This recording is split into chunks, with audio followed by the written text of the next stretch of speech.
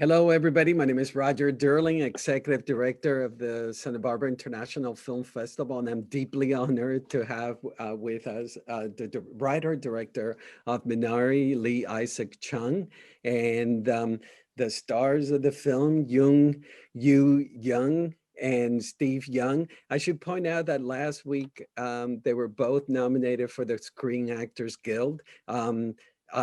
Youn was nominated for Outstanding Performance by a Female Actor in a Supporting Role, and she becomes the first Korean actress to be nominated for the role. And Steve Young was nominated for Outstanding Performance by a Male Actor in a Leading Role, becoming the first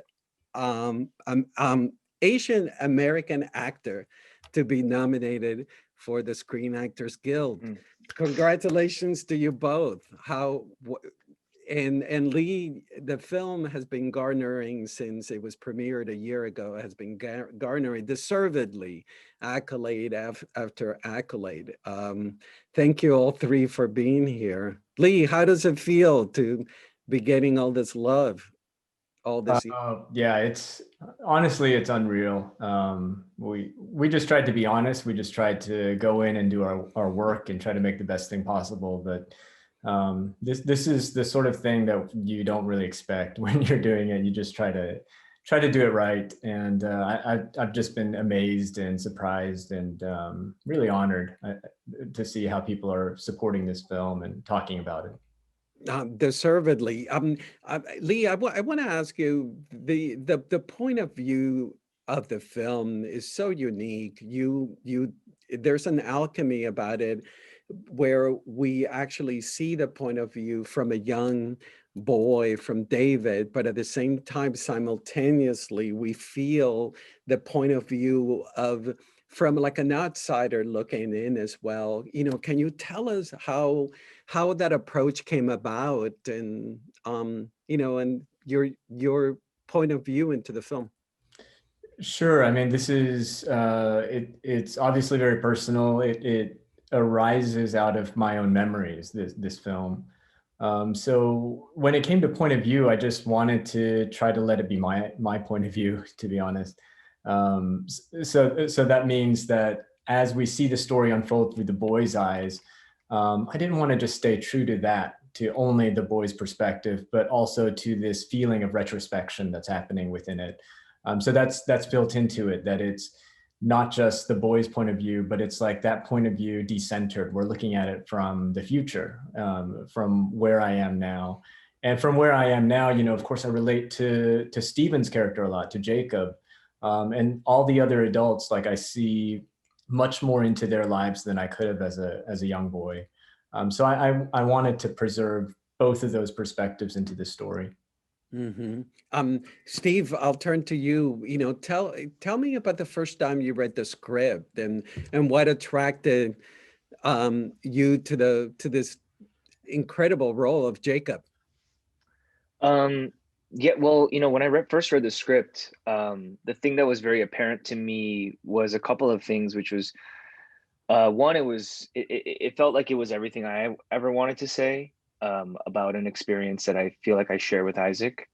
And also, I think what I deeply loved about it most was its unwavering confidence in its point of view, that it wasn't needing to define itself or juxtapose itself to anything outside of it, but it was just like, this is the story of this family told from the point of view of this family. And to read that here in our business here, you don't normally get to see things like that told from this particular type of family. And, it was so refreshing to read. And so for me, I was like, I have to be a part of this. Yeah, it's a wonderful script. Youn, before I ask my question to you, I want to point out to our viewers that you're one of the greatest actresses in cinema. You have a long career, and I'm just in awe of the fact that I'm actually talking to you. I mentioned to you that The Housemaid is one of my favorite movies. The Taste of Money. Your career is stellar and is just so wonderful to be talking to you. I just wanted to ask you, did you encounter that Sunya, the grandma, yeah, the grandma, is it what, did you find it that it was a tricky role? The fact that she stars very funny, but then develops into a very profound, character. Can you tell us about finding the balance in the character? Um, before I start about this role, can I make one correction? Long career doesn't make me great at all. Long career. Speaking about long career doesn't make me great actress. No, it Well, didn't help me at all. but you have given some really remarkable It's performances. embarrassing. You're just talking about long career, and then yes, I've been in long time in this business, but this, I don't feel like I get improved or something. So please. And the reason I'm accepting this role is because I later on after 60, I promised myself I will just work when if I like person, if I like the people, then I will just do it. And dear my friends, Ina Lee, she brought me the script. Of course, I trust in her. So I start reading it, and then I found out she was correcting me beside of me. So I'm trying to speak proper English. And I found out somehow it's very real to me. So I phoned her middle of the reading. Is it based on real life story? And she said, yes, it is. So then I said, okay, I will do it. That was the beginning, I think. Then about the developing character, no problem, because Isa was smart enough to control old lady. I asked him, I'm sure this is your portrait of your grandmother. So should I imitate your grandmother or something? And he said, no, you don't have to do that. You just do it your own. So he gave me the freedom. So we developed this character together, Isaac and me, I think, and Alan, and all of us together. Thank you. Lee, we're used to seeing films, traditionally when we see an American film about immigrants and they're talking to one another, they speak in English, but you actually make the choice of have the characters speak Korean to each other. Can you tell us about that, the importance of making that choice? Well, it felt very important to me because I felt like we want to preserve what goes on inside of the home. And to me growing up, I think Stephen felt this way as well. Inside of our home, it was always Korea. I mean, we speak Korean in the home. Outside, people are speaking a foreign language. People are foreigners to us in a way. And there's a subjectivity there, a way in which we perceive the world and we experience it that I wanted to stay true to. And I was fortunate to work with Plan B and A24. They were supportive of this decision to use Korean and to do it when we wanted, because this family doesn't speak Korean in the way that a Korean family would speak Korean. In America, people mix in more English as they're becoming more part of this country. Often they bring in more English words. So we tried to just keep that pretty natural, all the scenes that we were filming, especially Stephen when he's deciding when to inject the English, when to use the Korean. We just tried to do it in a very natural way. And luckily, all of us have kind of lived this experience out. So we know what is natural and when to do it. And that was one of the fun parts of this film, was using that language and playing in both of them. And Steve, earlier, before we came on, Youn congratulated you on your Korean, but you spoke Korean. You were born in South Korea and came to the United States as a young kid. Tell us about, was it hard to get the vernacular right for Steve? I think one, Youn 선생님, thank you. That's very nice. But it's been a long time building to this too. I as an immigrant kid, we spoke mostly Korean in the house, but you know, you lose it. You maybe my pronunciation was maintained to a degree, but there's so many more levels of how exact you can get. And I was fortunate enough for me to be able to do other projects that kind of helped me hone my skills, and that I got to do this film called Okja with Bong Joon-ho 감독님, and Burning with Lee Chang-dong, and both of those things were really wonderful setups to get to this place to be able to play a character like Jacob. And then even within it too, there was a interesting exploration in like understanding the strange place that Jacob even lives in. You know, he's kind of assimilating, but he's also trying to retain himself. And so there's this, he's almost not good at, he's not perfect at either language in some way. I think his Korean at its base is his most strong language that he can access, but it is something, you know, widely understood too. I grew up knowing a lot of Korean American immigrants, first generation, who were my father's age, and their Korean actually was really bad. And their English was also very bad. And so they lived in this very strange existence of just like not being able to fully access anything. And while Jacob wasn't that, there was something about that existence and that type of language that kind of, for me at least, set the stage for this character in the whole, and everything that he's working towards. Like all part of his character is part of kind of that feeling. Mhm. Yoon, your character has such a wonderful relationship with David. You're both spirited rebels. You know, can you tell us how was it working with a young actor and the dynamic between the two of you? Of course, first I was very afraid of meeting him in set because, you know, every country says the child actor and animal it comes on the set, and that will be the disaster. So I was, oh, what I'm going to do with this little 7 years old boy, especially unexperienced acting. So it is going to be a long day, but I was wrong because he memorized the whole line. I think that was, him and I was the first person to got in the set, and I was very nervous about what I'm going to do. It will be a long day, but he memorized the whole line, and we had the wide shot together first, and he frontly, he never make mistake. He just you know, get over with me, and then so didn't have any problem. And later on, the brilliant director Isaac Chung is trying to just get the shot, exact shot from him, just to ask him to just look at the camera and smile at me, or you know, make your face brown or something. Then first day, I gave Isaac big credit. Okay, it's not going to be a long day. Okay, he can handle the child actor. Doesn't have any experience. It is you know.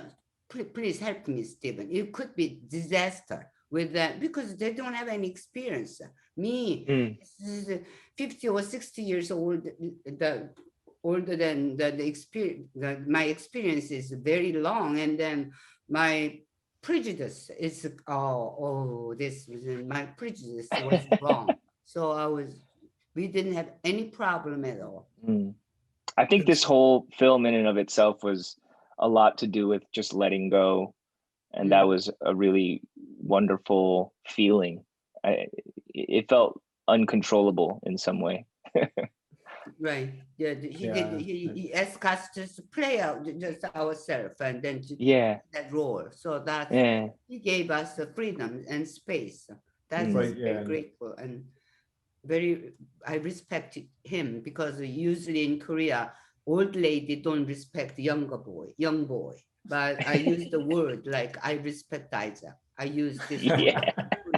Oh, thank you so much. But I mean, when I was on, sorry, when I was on set, they were so giving to each other that they were a family, and we're making a film about a family, and the way that they brought the best out of each other and worked together. I was touched every day watching them, especially seeing the way that Miss Youn was working with the child and bringing out the best in him, and Stephen would do the same.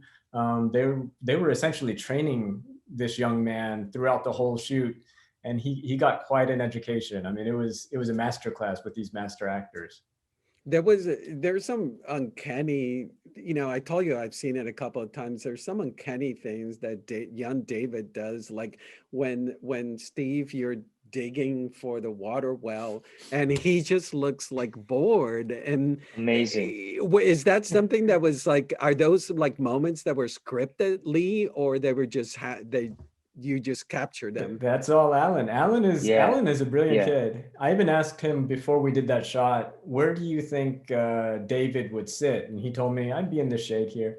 And so we changed the I changed the blocking for that, because I thought, yeah, that's where the kid would go. He doesn't want to be in the sun. And and then he just played bored, and I thought this is just right for this scene. So I mean, he's a pro. I think yeah, go ahead. I go think ahead, just Steve. largely like that. I mean, like Yoon Sung said, like it's a collective experience. But what Isaac definitely did is he set up parameters and he cast in a way where the film in some ways decided through those decisions to make itself. And I mean, that if that's not directing, then I don't know what is. But there was something about, you know, I think the feeling of safety that perhaps Alan was operating in, where it wasn't it it wasn't a manipulation or anything like that. It just was part of the feeling of the entire process, that we were all immersed into this life. And while we could tell where it ended and where it began, there was just this need and want when we were on set to just dive headfirst into it. And so I remember watching shots of Alan, like when we were driving in the car, when it was coverage on him in the car, and like the positions he would take, or just like the way he would sleep, or like the way he would stretch and yawn. And I was like, wow, like if only I could be that free on camera at that age. It was incredible to watch.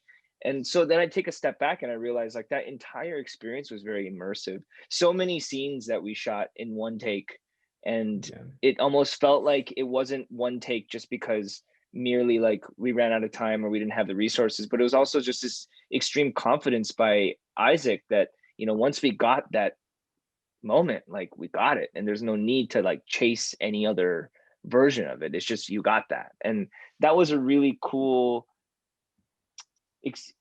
set to work in, because then you're just always on and you're always engaged and you're just ready to make a truthful moment at any time. And you know, as an actor, I mean, like that's like the most fun. That's the most fun. Speaking of one take, is it Miss Youn, isn't your nickname One Take Wonder? I love how this is getting out there. But actually, in Berlin, I think we were shooting the Sensei. It was not that my role is not, but you know, big role, and then you know, it's just you cannot mess up, because I have a plenty of time to memorize the line, and I have a plenty of time to just to do that scene. And then I was doing it, and then the Lana Wachowski said, "Wow, you are one take wonder." That's why I got the nickname from her. Lee, before we came on, I was you know, mentioning to you the influences that I see, and I would love to hear your work with Lachlan Milne, the cinematographer, which I mentioned. You know, I see the John Ford influences on the Western landscape, and Ozu, and you know, can you tell us about working with Lachlan? Yeah, he's just one of my favorite people. We had such a great working relationship, and I remember the first day I showed up, he just set up the lighting and the shot that we were going to do, and it was that shot of Monica and Jacob in the bedroom after Jacob has bought the tractor and he's putting the money away, and she says, "Oh, so now it's a farm, not a garden." You know, that scene. And I watched. I saw what he had set up, and I just knew, okay, I can trust Lachlan. This is going to be great. We're on the exact same page. Before getting to that point, we tried to watch a lot of films together, or we shared a folder of different films that we were talking about, and our influences were pretty broad. Like we did talk about old Hollywood Westerns like John Ford. We mentioned like George Stevens was another one, East of Giant. Eden. Yeah, exactly. And then we also talked about Asian films like Ozu, which captures the intimacy of a family. And even random things like Force Majeure, with the long takes of lots of comedy happening within a family story. So we would touch upon little scenes and shots that we really liked, and I felt like that process was really important for us to arrive on set, and then just we were on the same page from day one.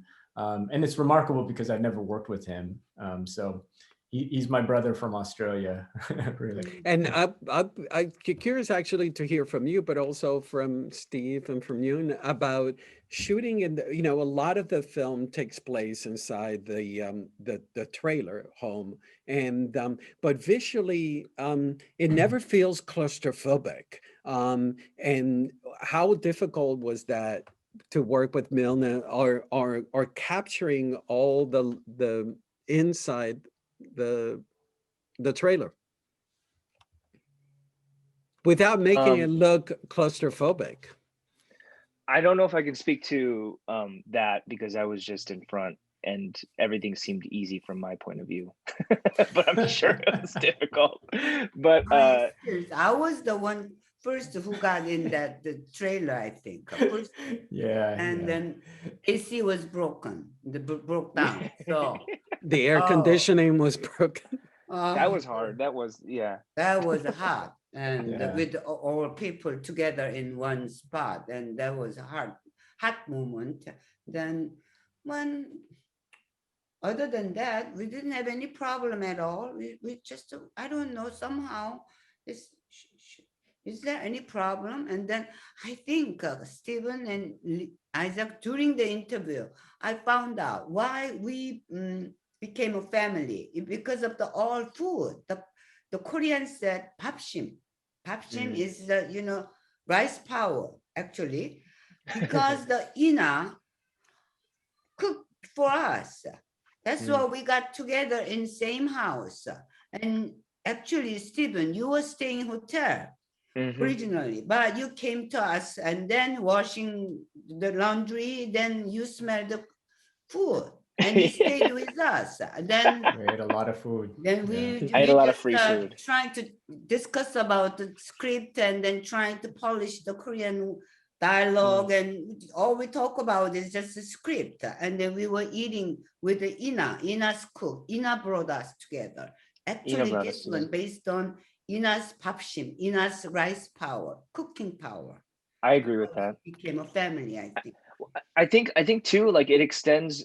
That's exactly right. What Youn is saying. Like I think there was just this collective feeling of just being involved in it. That this was not just a family affair in terms of our cast or our director, but also just every person involved. I mean, with Lockie, to go back to him, like I think the thing that I witnessed from my point of view that was so magical that he did was, he knew that we were limited in some regards time and resources, and so if we're on our second take, he would readjust camera in the middle of the take, knowing that he needed to get like a slight different angle of coverage, or like working in concert with Isaac, like just that hive mind, that kind of like that mind that you guys shared was really beautiful to watch, because coming from TV, I know about just placing cameras wherever you can to just get the shot real quick. And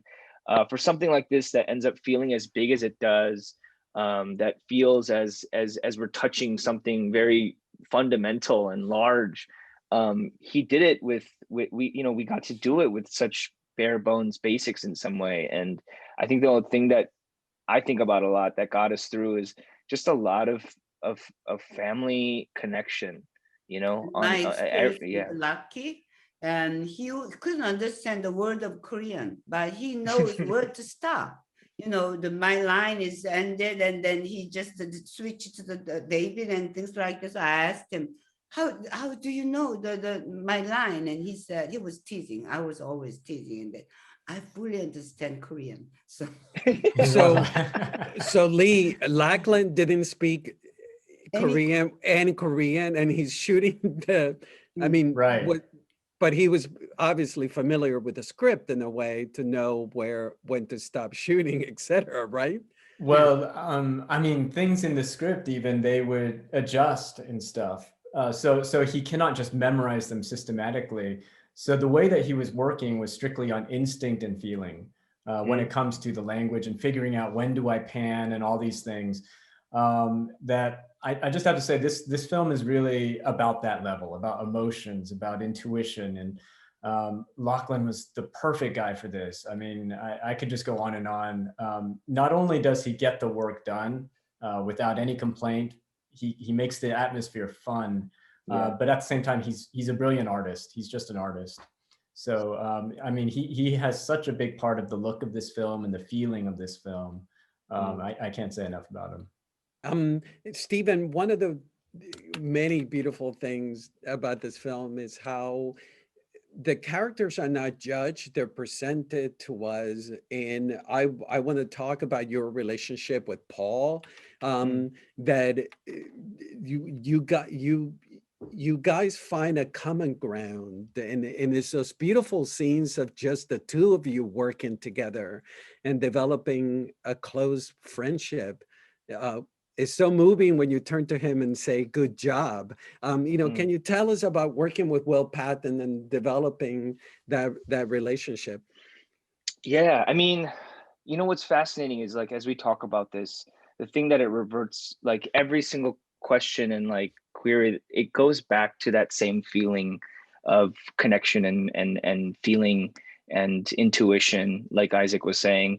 When I first met Will, one, I just know him to be such a gracious artist, just even from the outside, watching his work that he's done.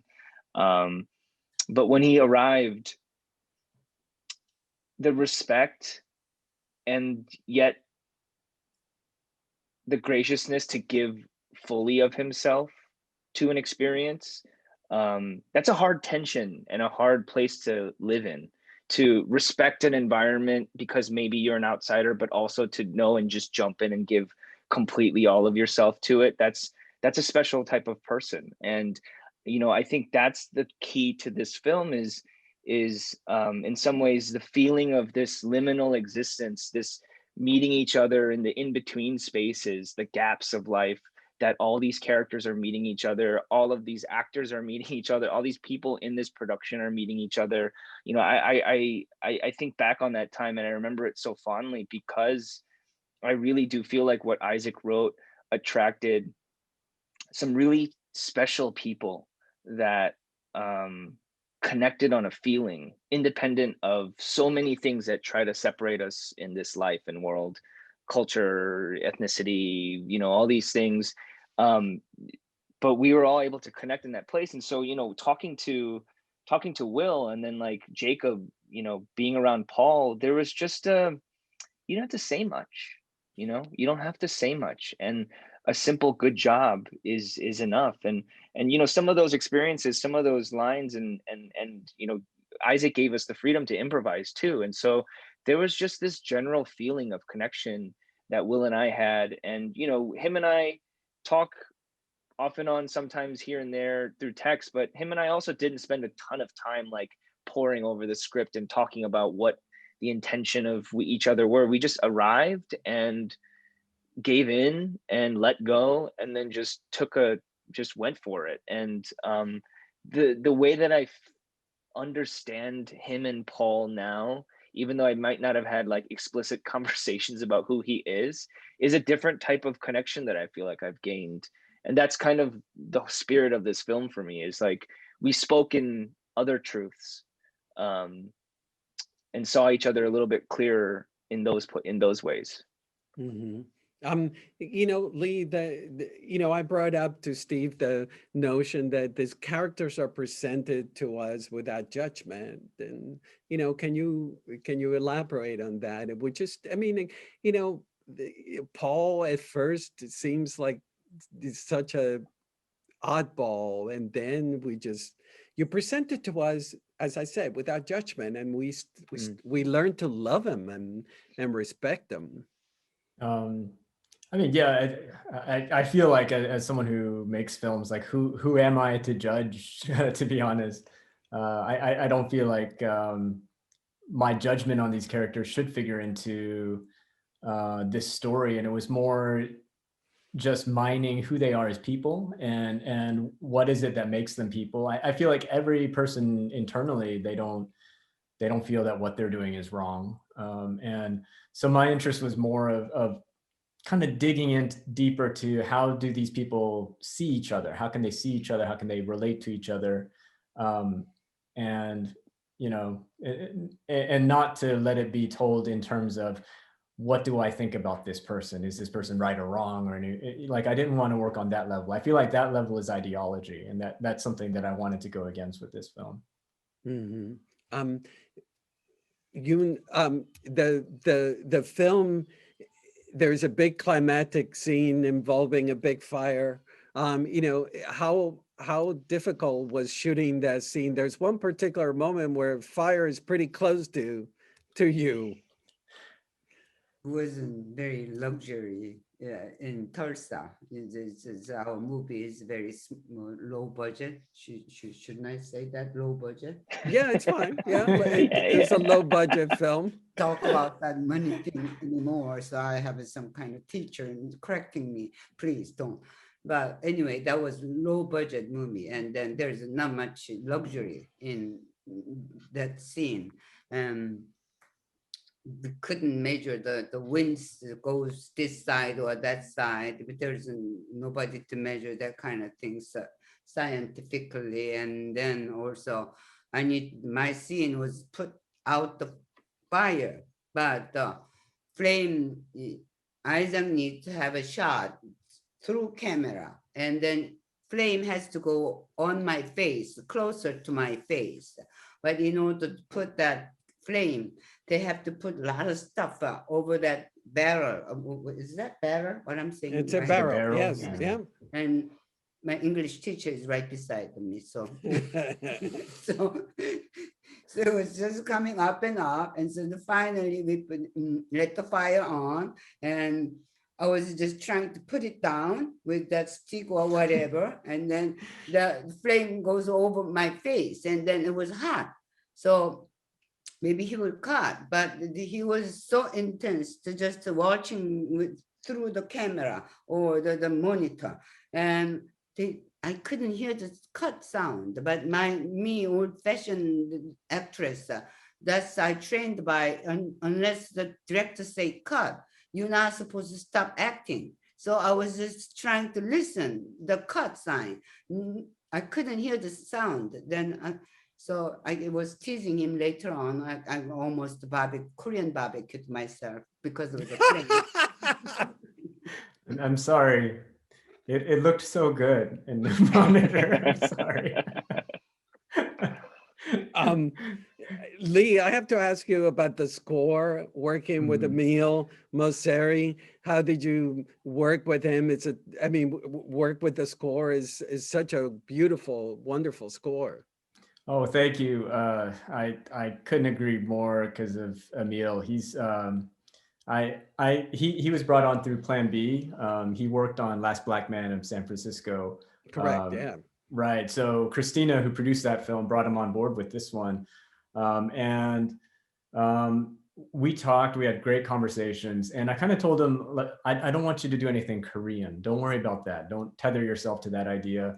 And we talked about influences of like some French music like Satie, Ravel, and he sent me 5 sketches like 5 days before we started shooting, and they are almost exactly what you hear in the film, in the places that he was imagining they might be according to the script. And when I heard the songs, they just transported me emotionally to what this film should feel like, and all these different aspects that the music in general can bring us to. And those pieces informed a lot of the moments in the film, even the way that we approach certain shots.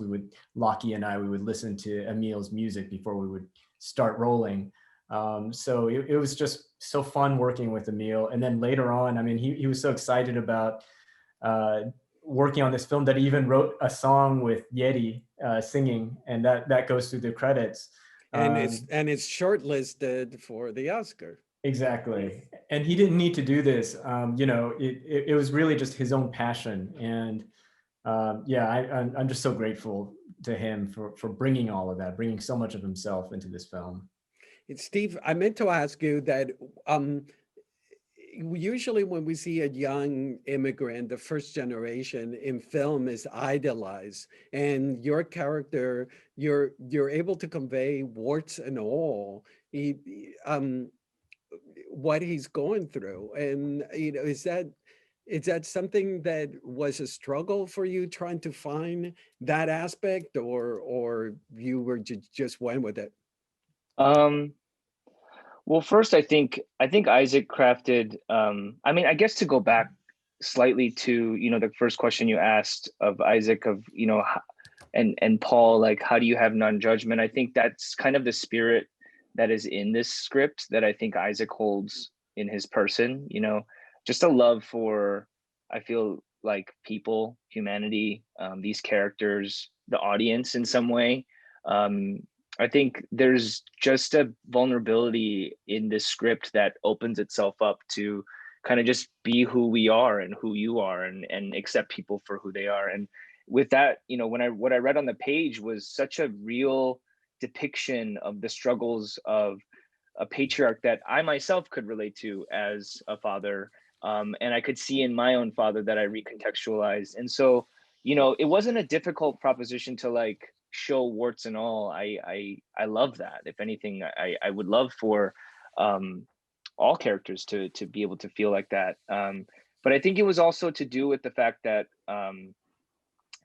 you know it was a humanization of that generation that I really wanted to convey as well. The difficulty for me as a second generation kid was trying to understand how I'm connected to the first generation, and recontextualizing the idea that I really might be like disconnected from them, and that I might see them only from my gaze, and I might only understand them as this kind of role or position or concept, because we've never had the difficult conversations of like, what did you want to do when you were 16? I never had that conversation with my dad because he's busy just going to make money, and I'm just doing work and studying hard. And so when you get to your 30s, you're like, oh, maybe I don't know my parents at all. And then and then to be able to make a movie like this where I'm asked to humanize an idea or a man from my father's generation, that's a tall order, because I had to break through a lot of barriers of I guess cliche, and a lot of assumptions of like how we joke about what that generation is as a second generation kid, and then to connect with him, to connect with Jacob and that generation on like a fundamental like heart level, to say that the desires and dreams that I hold for myself are also similar to those of my father, and that connection can be there. um uh it was very profound. And then then to be able to be a part of something that humanizes that generation actually served to humanize me in some way, to expand the understanding of myself in some way. And so yeah, like it became a way for me to see myself clearer, and in that way I had no qualms about showing all sides of who Jacob was. And in fact, I really wanted to. I wanted to dissect him, to really get to understand what makes him tick, and why he feels justified in the decisions that he's making. Mm. Lee, let's talk about Monica, and Yeri. It was such a challenging role because she could have been easily become this sort of nagging, complaining wife. Instead, she's so complex, and the relationship between Jacob and Monica is so complex. Can you talk about working with the actress and Monica? Yeah, I can't say enough about Yeti. When I wrote this script, I like to write scripts where I never give action to the actors. So I try not to say he feels sad, or he says this sadly, or anything like that. I want the actors to take the lines and then figure out their own character, and they see the character arc in the film, so they can shape that out. My concern with this character was that what's written in the dialogue tends to just be on that level of complaint, because I'm used to growing up in a household where everyone's really quiet. It's very quiet in the Chung household. But when things are said, it's because they're serious. And when I started talking to Monica about this story, what we connected on was the fact that she could see her mother in this. She could see her grandmother. She could see the struggle of many women. And she knew that this is a human being. This is not just someone who is an obstacle to Jacob in the story. Jacob is the one who wants to start the farm. This woman is just the obstacle. It wasn't that. She understood that this woman is a hero for this family. She's the one holding it together. So once we were talking about that in Korea, I just knew she's the one. And there's a key moment that if you allow me to continue on this. Yeah, of course, please. Yeah, I get so excited talking about Yeti with this. She read the script and she said, as a mom, I would think a lot about, are my kids having fun? And I see none of that in this script. And that rocked me. I thought, oh, that is so right. That's true. And I went back and I remember back to my mom building a swing for us. And so that made its way into the film. And I have Monica, I have Yeti to thank for that. Like, she really honed in on a dimension within this character that needed to be there. So just working with her and shaping this character, I felt like I was just watching an artist at work. And I could say the same for YJ and for Steven. It's just the way that they were all fleshing out their parts and to make them truly human. That's why I feel like this film is special, because you just see these actors really becoming human and becoming a family together. And it reminds all of us of our own families. And I couldn't have done it without any of them. And Miss Youn, I'm going to embarrass you. Why is it that they call you Old Sexy Lady on the set? Old foxy. For Old Foxy Lady. Yes, not sexy, old foxy. Oh, why did they call you Old Foxy Lady? I don't know. One day, Stephen, can you remember? We would always eat together. And then we were sitting at the dining table, and then I told Stephen, maybe we were talking about some kind of work, I think. And then I told him, well, it's cold out there, Stephen. And do you remember, Stephen? Don't you remember this conversation? I don't, because I was probably busy eating. I'm sorry. Korean old saying, in home, everything is warm, and just parents is guiding us here and there, but when you go outside, it's cold out there. So that's what I was maybe phrasing to him, and then he said, we all say, Yeori say that, they say old foxy lady. So I kept saying, whenever I gave them a lecture, I said, old foxy lady say. Oh, yes. That's why I became old. Because she's so wise. I think maybe contextually, in the Korean sense, to be a fox is to be sharp and wise, as opposed to a sexual connotation. Yeah, we wouldn't say sexy. Yeah. What Youn 선생님 says goes. So that's what it was. Yeah, that's where we were at. Not that she's not that, but you know what I'm saying. So contextually different. And what was your impression, Miss Youn, when you saw the film, the final version of the film? the Minari, you mean? Yes, yes. That was my first time when I watched this film was in Sundance. That was my first time because I left to into Korea back, so I didn't have any editing, rough editing or nothing, and that was my first time to watch it. And then to me, I'm not enjoying my movie. I cannot see myself. I always kind of embarrassed. Why would I did to do that? I could have done better than that. And so I'm just focusing me, myself watching.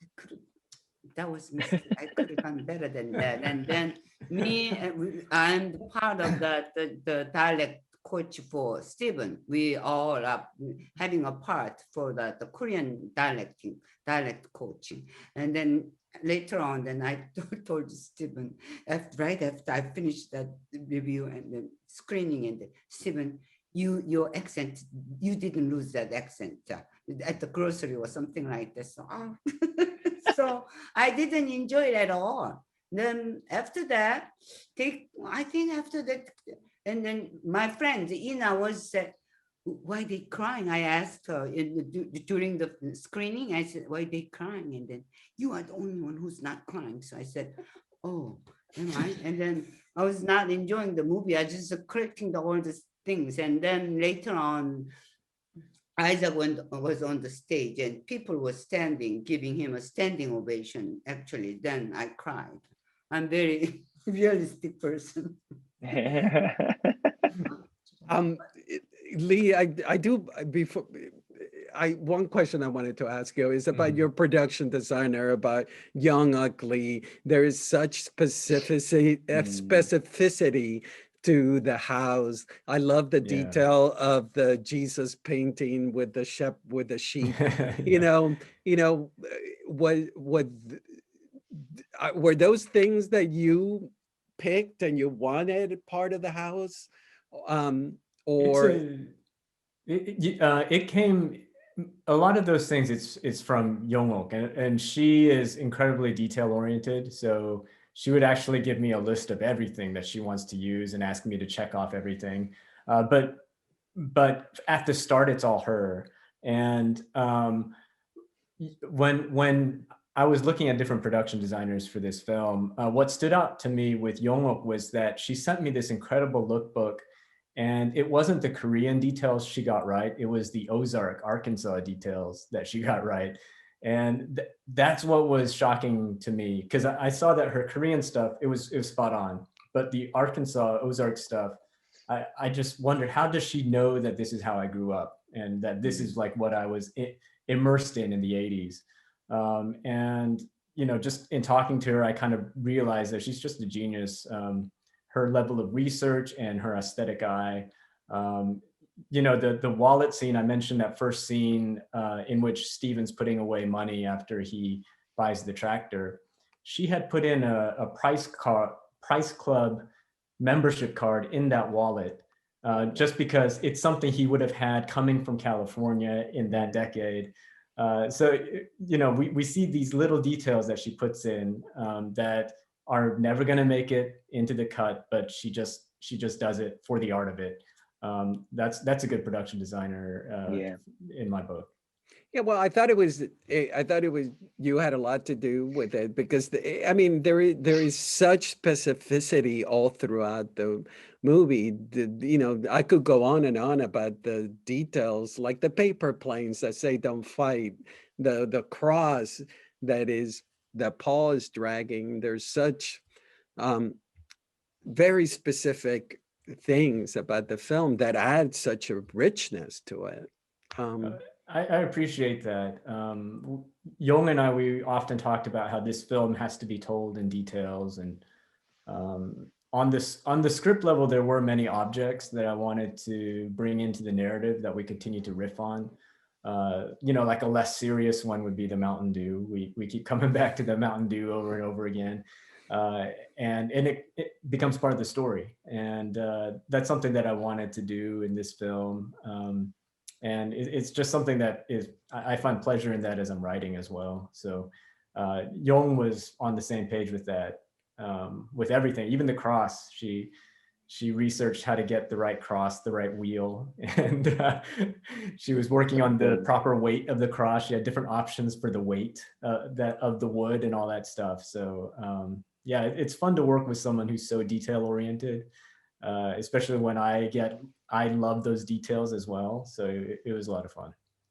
Well, gang, I have kept you for close to an hour. It's been such a delight. I mentioned to the three of you before we came on that, you know, I'm an immigrant. I came here when I was 11 years old, and I have never seen myself represented on screen until I saw this film. And it's That's so amazing. it's so Thank you so powerful. It's congratulations to the three of you. There's more love coming your way, I'm sure. So thank you for being here today. I really appreciate it. Thank you, Roger. This was so great. Yeah, thank you, Roger. Thank This you was very special. much. Thank you. Thank you. Stay well. Thank you. You too.